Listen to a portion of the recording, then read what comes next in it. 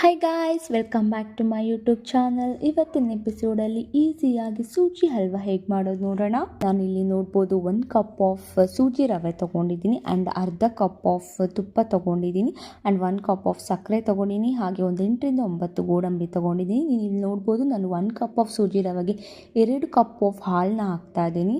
So ಈ ಥರ ಹಾಲನ್ನ ಹಾಕಿ 2 ಕಪ್ ನೀಟಾಗಿ ಮಿಕ್ಸ್ ಮಾಡಬೇಕು. ನೀಟಾಗಿ ಮಿಕ್ಸ್ ಮಾಡಿ ನಾನಿಲ್ಲಿ ಅರ್ಧ ಗಂಟೆ 30 ಮಿನಿಟ್ಸ್ ನಾನು ಅದನ್ನು ಕ್ಲೋಸ್ ಮಾಡಿ ಇಡ್ತೀನಿ. So guys, half an hour ಆದಮೇಲೆ ನಾನಿಲ್ಲಿ ಒಂದು ಪ್ಯಾನ್ಗೆ ತುಪ್ಪ ಹಾಕಿದ್ದೀನಿ. ತುಪ್ಪ ಕರಗಿದ್ಮೇಲೆ ನಾವು ಗೋಡಂಬಿ ಹಾಕಿ ಚೆನ್ನಾಗಿ ಫ್ರೈ ಮಾಡ್ಕೊಂಡು ಅದನ್ನು ಸೈಡ್ಗೆ ಎತ್ತಿಟ್ಕೊಳ್ಳೋಣ. ಸೊ ಈಗ ನಾನು ಅದೇ ತುಪ್ಪಕ್ಕೆ 1 ಬೌಲ್ ಆಫ್ ಸಕ್ಕರೆನ ಹಾಕ್ತಾ ಇದ್ದೀನಿ. ನೀಟಾಗಿ ಮಿಕ್ಸ್ ಮಾಡಬೇಕು ಸಕ್ಕರೆನ. ನೋಡ್ತಾ ಇರ್ಬೋದು ನಾನಿಲ್ಲಿ ಈ ಥರ ಕರಗಬೇಕು ನೀಟಾಗಿ ಸಕ್ಕರೆ. ಸೊ ನೀಟಾಗಿ ಮಿಕ್ಸ್ ಮಾಡ್ತಾ ಈ ಥರ ಕನ್ಸಿಸ್ಟೆನ್ಸಿ ಬರಬೇಕು, ಫುಲ್ಲು ಕರಗ್ಬಿಟ್ಟು. ಸೊ ನೋಡ್ಬೋದು ನಾನು ಹಾಲು ಮತ್ತು ಸೂಜಿ ರವೆ ಮಿಕ್ಸ್ ಮಾಡಿದಂತೆ ಎತ್ತಿಟ್ಟಂತಹ ಮಿಶ್ರಣನ ನಾನು ಪ್ಯಾನ್ಗೆ ಹಾಕ್ತಾ ಇದ್ದೀನಿ. ಹಾಕ್ಬಿಟ್ಟು ನೀಟಾಗಿ ಮಿಕ್ಸ್ ಮಾಡ್ತಾ ಇದ್ದೀನಿ.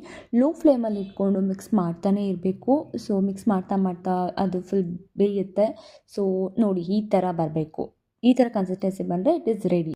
ಸೊ ಲಾಸ್ಟಲ್ಲಿ ಈ ಥರ ಗೋಡಂಬಿನ ಹಾಕಿ ನೀಟಾಗಿ ಮಿಕ್ಸ್ ಮಾಡಿದ್ರೆ our sooji halwa is ready to eat. Thank you guys. Thank you for watching my video.